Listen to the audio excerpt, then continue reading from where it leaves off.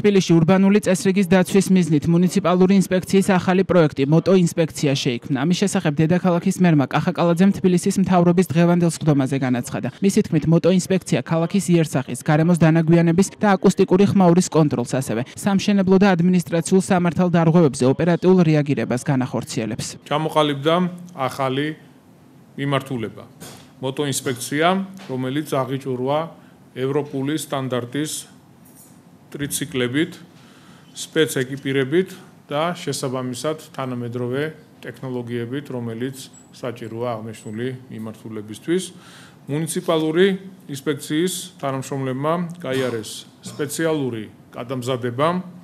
სამსახურის მიერ შესყიდული იქნა 20 ერთეული ტრიციკლი.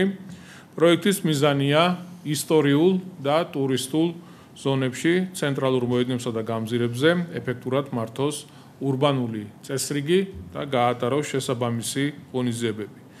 მოტო ინსპექცია განახორციელებს დედაქალაქის იერსახის, გარემოს დანაგვიანებისა და აკუსტიკური ხმაურის კონტროლს, სამშენებლო და ადმინისტრაციულ სამართალ დარღვევებზე ოპერატიულ რეაგირებას.